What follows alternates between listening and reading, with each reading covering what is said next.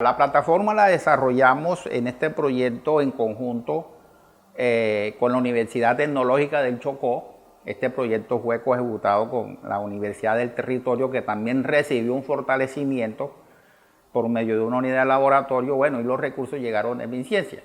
Entonces aquí, con la experiencia que tenemos en este tipo de proyectos, desarrollamos esa plataforma donde se alimenta con resultados de los elementos pesados que están en la cuenca. ¿Sí? Ahí está toda una serie de guías, de instructivos para manejar la plataforma. Entonces, cada municipio tiene unas características, ¿sí? Igualmente, digamos, se necesitan los datos que algunas personas tienen para poder acceder a estos niveles permisibles. Por ejemplo, cuántas comidas de pescado comes a la semana, qué alimentos estás consumiendo, por ejemplo, el peso corporal. Esos son variables claves que están ahí, y la ingesta diaria, que es una variable que juega mucho en el sentido de que puede que el pescado esté en una baja concentración, pero si tiene una ingesta muy excesiva en ese alimento va a generar un riesgo. Entonces, ya lo que te dice la plataforma te da ese instructivo. Bueno, ya estoy comiendo esto, son las variables de entrada, como esto, como esto, como esto. Al final te dice, bueno, la ingesta que usted tiene semanal de este metal o de este tóxico es esta. Entonces, la misma plataforma te dice si ese resultado está dentro del nivel permisible o no. Si en caso de que no esté, tiene la particularidad de que puedes variar la cantidad y el tipo de alimento para bajar esa ingesta semanal y por lo tanto llevarla a un nivel seguro. Entonces, este prácticamente es el objetivo de la plataforma. Tiene la facilidad de que se pueda acceder desde un celular porque está en la web.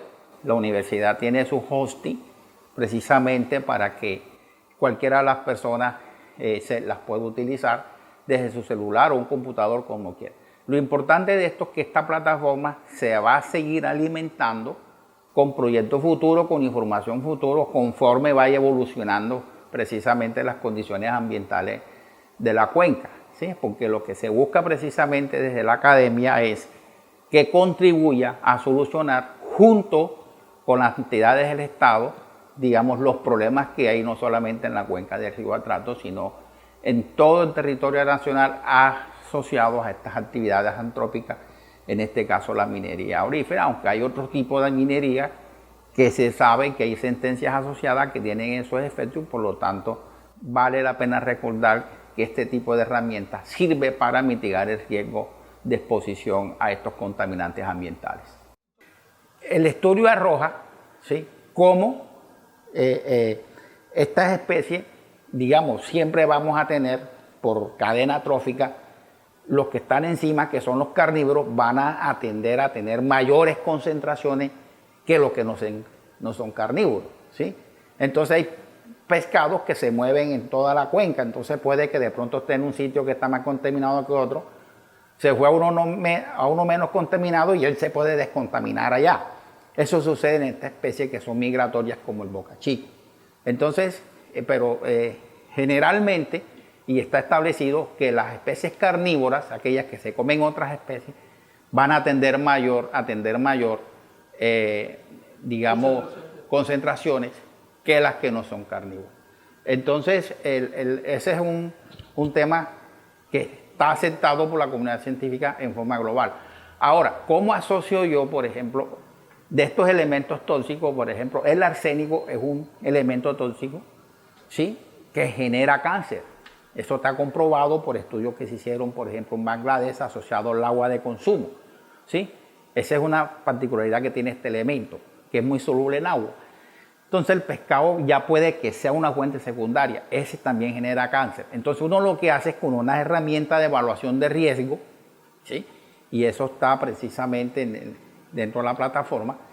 Si esa ingesta de esos alimentos te pueden generar un efecto cancerígeno, un posible efecto cancerígeno. No quiere decir que te va a dar cáncer, sino, hombre, mire, usted está en riesgo si ese valor que te da esa herramienta está por encima de ese valor umbral, ¿sí? Entonces, hay elementos que te dan cáncer, como el arsénico, por ejemplo, el plomo, que también da causa, da leucemia, por ejemplo, Y hay otros que no están comprobados cancerígenos, como el mercurio, el cobre, etc.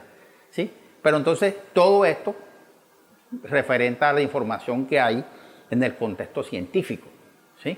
Entonces uno tiene esas herramientas de establecer, de predecir si lo que estás consumiendo te puede generar esto o no. Ya la otra es comprobar con otras técnicas moleculares mucho más específicas. Por ejemplo, nosotros dejamos instalada una allá en la Universidad Tecnológica de Chocó, que es la prueba de micronúcleos. ¿Qué tanto está afectado el ADN en las cuencas?